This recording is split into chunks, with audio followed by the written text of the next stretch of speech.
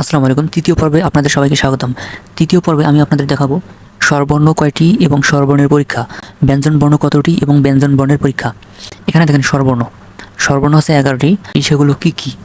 একটা হচ্ছে অ, আ, রস্বই, দীর্ঘই, রস্বৌ, দীর্ঘৌ, রি, এ, ওই, ও, ওই, এ, ওই, ও, ঔ। এগুলো হচ্ছে স্বরবর্ণ। স্বরবর্ণ পরীক্ষা আমরা কিভাবে করব? যখন আপনি আপনার বাচ্চাকে এগুলো পড়াবেন বা এগুলোর পরীক্ষা নেবেন, মনে করেন যে এই স্বরবর্ণ 11টি তাকে মুখস্থ করতে দিছেন, সে মুখস্থ করছে, সে তো সিরিয়াল, এখানে তো সিরিয়াল অনুযায়ী দেওয়া আছে, ধারাবাহিকভাবে একটার পর একটা বলতে পারবে। বাট আপনি তাকে কীভাবে ধরবেন? আপনি তাকে এলোমেলোভাবে লিখে ধরবেন, যাতে আপনি বুঝতে পারবেন যে সে পারে কি না, সে পারে কি না। যেমন এখানে দেখেন, এখানে কিন্তু এলোমেলোভাবে লেখা আছে। যেমন প্রথমে দেওয়া আছে আ, তারপর দেওয়া আছে রস্বৌ, রিকার, তারপর দেওয়া আছে রস্বই, দীর্ঘৌ, তারপর দেওয়া আছে ওই। এভাবে আপনি আপনার সন্তানকে খাতার মধ্যে এলোমেলোভাবে লিখে ধরবেন, তাহলে আপনি বুঝতে পারবেন যে তার হয়েছে কি না।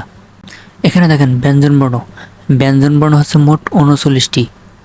যেমন এটাকে বলা হয় ক, এটাকে বলা হয় খ, এটা হচ্ছে গ, তারপর ঘ, এটা হচ্ছে উঞ, এটা হচ্ছে চ, ছ, জ, ঝ, ইঞ, ট, ঠ, ড, ঢ, মূর্ধন্য, এটা হচ্ছে ত, থ, দ, ধ, দন্তন্য, এটা হচ্ছে প, ফ, ব, ভ, এটা হচ্ছে ম, বয়সিনী র, বয়সিনী র বা হচ্ছে র, ল, তালবস্য, মূর্ধন্য স, দন্ত স, হ, ডয়বেনী র, ঢয়সিনী র, অন্তুস্তু অ, খণ্ডিক্ত, অনুস্বার, বিসর্গ, বিসর্গ, আর আছে চন্দ্রবিন্দু।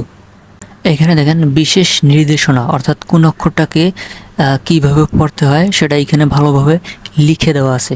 যেমন এটাকে কি বলে উঞ, এটাকে কি বলে ইঞ, তারপর এটাকে কি বলা হয় বর্গীয় জ, এইটাকে কি বলা হয় মূর্ধন্য। আবার এখানে দেখেন এটাকে বলা হয় দন্তন্য, এটাকে বলা হয় অন্তুস্তু জ, অন্তস্থ জ, এটাকে বলা হয় কি অন্তস্থ জ, এটাকে বলা হয় অন্তস্থ অ, এটাকে বলা হয় তালবস্য, এটাকে বলা হয় মূর্ধন্য স, এটা আছে দন্ত স, এটা আছে রয়ে বিন্দু র, এটা আছে ডয়ে বিন্দু র, এটা আছে ঢয়ে বিন্দু র, এটা আছে খণ্ডত, এটা হচ্ছে অনুস্বার, এটা হচ্ছে বিসর্গ, এটা হচ্ছে চন্দ্রবিন্দু। তো যাদের এগুলো নিয়ে কনফিউশন ছিল তারা অবশ্যই এগুলো ভালোভাবে দেখবেন এবং মুখস্থ করে নেবেন।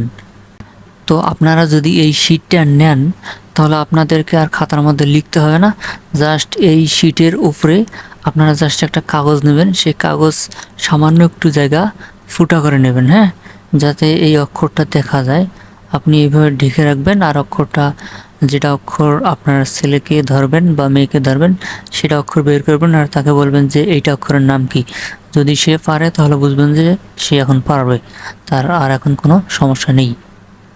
এখানে দেখেন ব্যঞ্জনবর্ণ পরীক্ষা।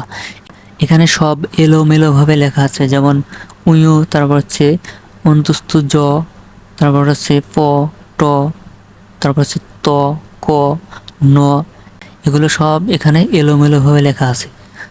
তো আপনারাও যদি আপনাদের সন্তানকে এইভাবে পরীক্ষা করতে চান তাহলে পরীক্ষা করতে পারেন বা পরীক্ষা করবেন। পরীক্ষা করলে বুঝবেন যে সে পারছে কিনা।